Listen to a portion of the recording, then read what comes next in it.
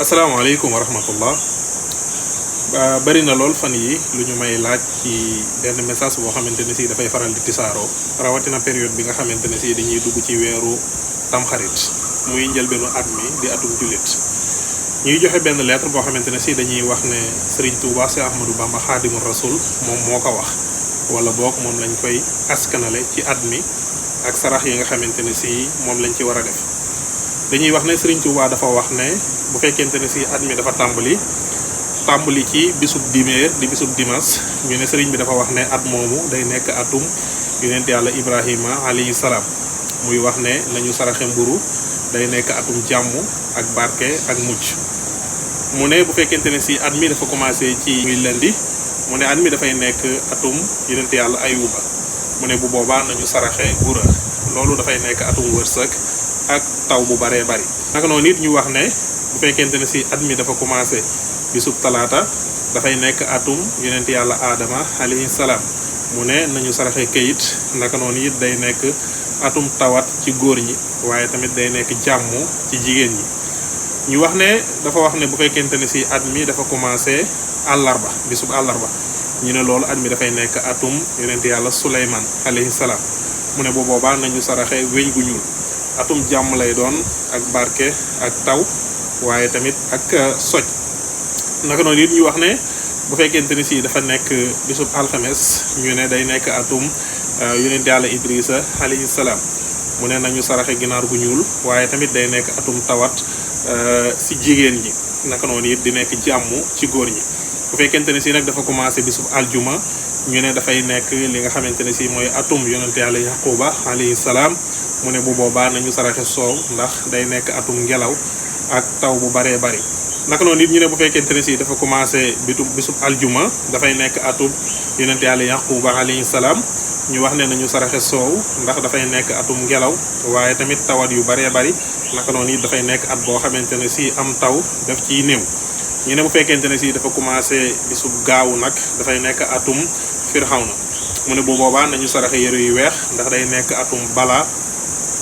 naka noonu it dafay nekk fitna ci jigéen ñi ak góor ñi waaye ki nga xamante ne si saraxe na yëre yi suñu borom daf koy musal ci loolu.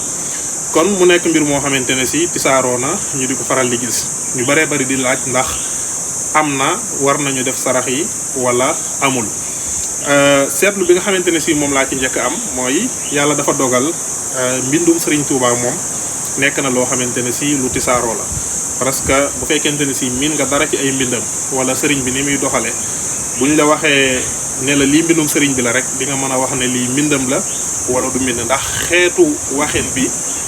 bariwul lu ñuy gis sëriñ bi di koy wax wala boog mu koy joxe ci wàllu sarax. naka noonu it li nga xamante ne si moom la sëriñ bi di faral di joxe ci ay sarax wala ci wàllu ñaan li ci ëpp dañ koy fekk ci téere yi nga xamante ne si moom moo ko bindal boppam wala ñu fekk ko ci majmoo yi nga xamante ne si mag ñi dajale nañ ko lu ci mel ne yi nga xamante ne si moom la sëriñ Abdul Ahad dajale woon. waaye lii amu ci benn boo xamante ne si di nga fa fekk li. naka noonu it xeetu sarax bu mel nii bu fekkonte ne si sëriñ bi moom moo ko def dinañ ko faral di miin ci këru magu murid yi waaye daanaka lii ci at yu mujj yi rek nga ko commencé di gis. doo dem ci génn këru magu murid yi ngay gis bu at mi commencé ñuy def sarax yi. naka noonu it lenn ci njabootuk sëriñ bi weddi nañu ko nee nañ amul nee nañ wérul ku ci mel ne sëriñ Abdou Samad Mbacke Sohaybu démb ba tey yéen a ngi gis ay audio muy wax ne lii wérul. naka noonu it ñun bu fekkente ne si dañ koy teg ci wàllu xam-xamu bidiw ak wàllu sarax xeetu sarax yi nga xamante ne si moom moo ciy am ak takk yi dafay faral di wuute lool ak sarax bi. naka noonu it boo xoolee wàllu xam-xamu bidiw li ci ëpp du faral di joxe ay sarax yoo xamante ne si daf koy maase ci ñëpp ne bis sàngam wala waxtu sàngam na ñëpp def sarax sàngam déedéet loolu bariwul lu muy am ci xam-xamu bidiw ci wàllu sarax ak ci wàllu ñaan. lii nag fi muy mën a amee rek mooy wàlliyu yàlla boo xamante ne si suñ borom